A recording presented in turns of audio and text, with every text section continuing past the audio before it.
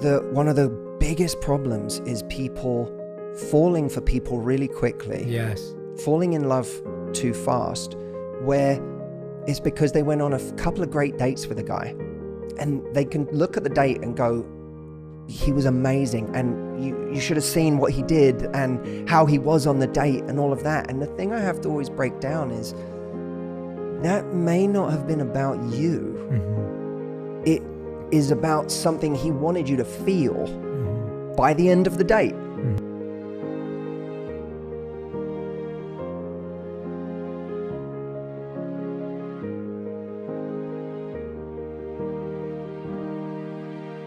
But tell me about your take on changing people.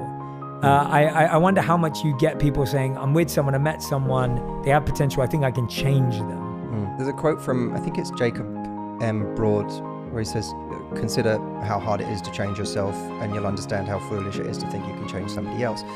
And that people should really let that sink in. Yeah. Because in the beginning of January, 60, 70, 80% of the world decides they want to get fit and healthy. Yeah. What percentage of those people get fit and healthy? Yeah.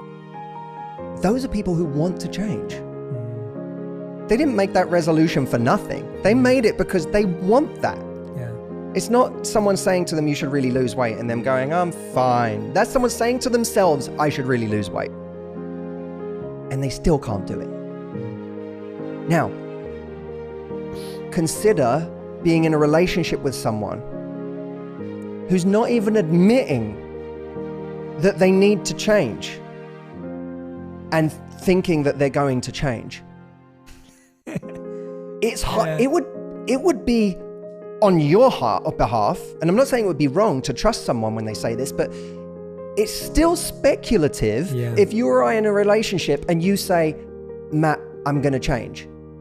That's still speculative for me. You might. Yeah. It might be too hard. Yeah. But it might be worth me staying if we have a lot of love between us and you're saying I'm going to change, because I say, you know what? That's if you're really committed to this, then game on. Let's do this. Yeah. But in order for that to happen, you have to first acknowledge that there's something to be changed, and then show desire to change it, and frankly, to have any real credibility, show a plan for changing it. Yeah. When two people are in a relationship or two people break up and a woman comes to me and says, 2 weeks later he came back and he said he'll never, he wants me back and whatever, and he's not going to hurt me again. I always say an important question to ask is, why would it be different this time? Not from an emotion, not from a charged place, but a real curiosity. I get that you're telling me. Yeah, has that person even thought about that part? Right, 2 weeks later, which is a suspect time anyway, right? Because this is you're very much in the panic stage of, I'll say anything to get you back right now. Yeah. That's not considered. But fine, this is where we are. We're 2 weeks out from our breakup. You're telling me you want me back and you'll never hurt me again. I get you want me back. But what is it that's different this time? That's what I need to understand to feel safe to go down this road with you again. And so I think people can and do change, otherwise you and me would be out of a job. But change, if you are not the author of your own change, then the idea that your partner is somehow going to will you to change, it's like telling your partner, I want you to do therapy. Yeah. And them going, okay. Yeah, exactly. I'll go. And that's the reason most people do go. Right. I find, at least from people that I speak to or work with, you hear that so often, that the number one reason people do go to therapy is because their partner kind of forced them into it and they kind of agreed to it. And that's a problem, because you're hoping that they will see the value in it once they get there, and they might, but someone needs to have some skin in the game. And so I just think that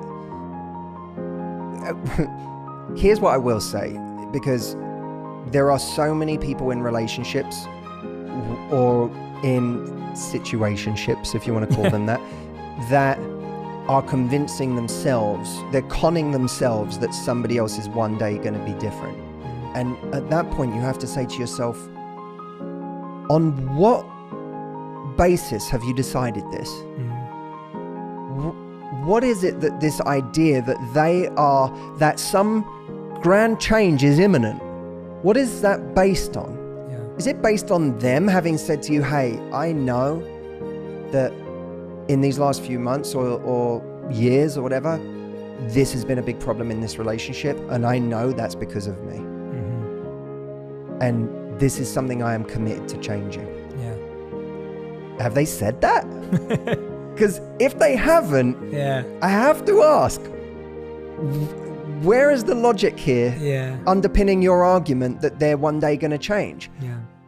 Oh, this isn't about them, that they're going to change, or that they've even expressed a desire or a willingness or a commitment to change. This is about your demons calling the shots. This is about your fear of losing someone, because maybe they don't want to change. But what's really happening is you don't want to lose someone. You don't want to be on your own again. You don't want to take the risk that there's something else out there where you can get your needs met on a higher level. And then it becomes about exploring yourself and saying, well, this person's been this way for years and I've complained about it for years. So is this still about them? Can I really keep saying this is about them?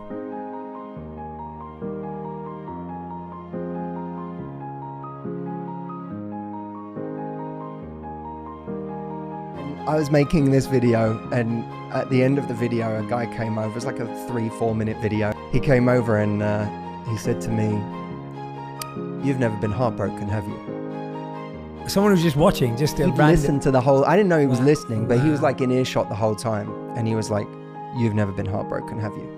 Now, 25-year-old know-it-all me, I was like, in my head, because out loud, I went, "No, I have, and I have.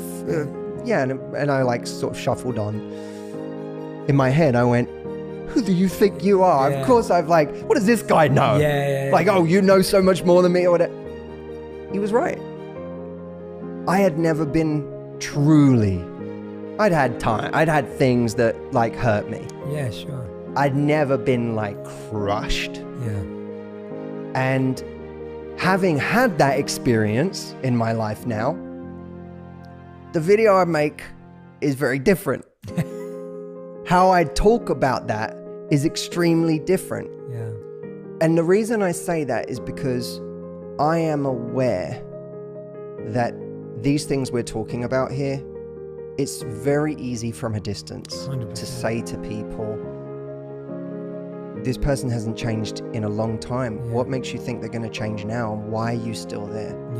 And the why you're still there is because this stuff is so hard. Change is so hard. Leaving a situation, it's doing it, changing anything is hard.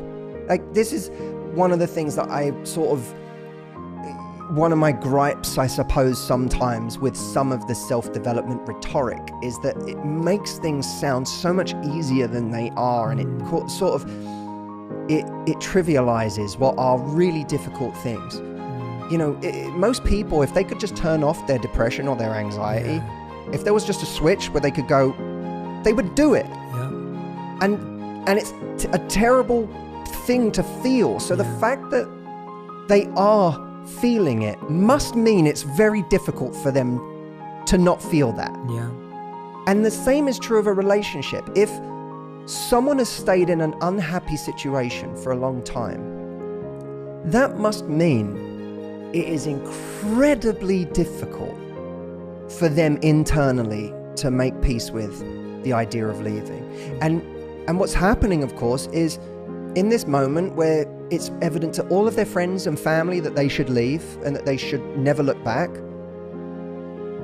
their abandonment issue that's been around their whole life is screaming at them. Screaming, using any tactic it can to get them to stay.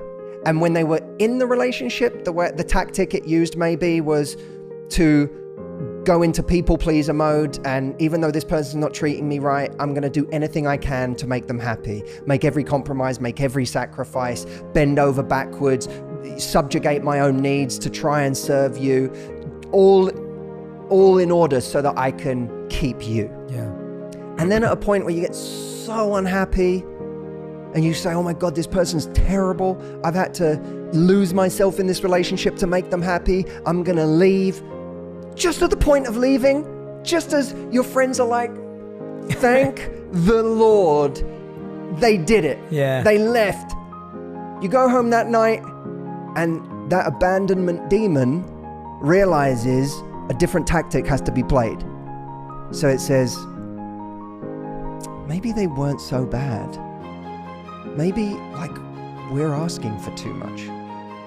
Maybe, like, you know, they did have really great qualities, didn't they? I mean, they were loyal, and they're a lovely person a lot of the time, and they're this and they're that, and that voice starts using a different tactic with you.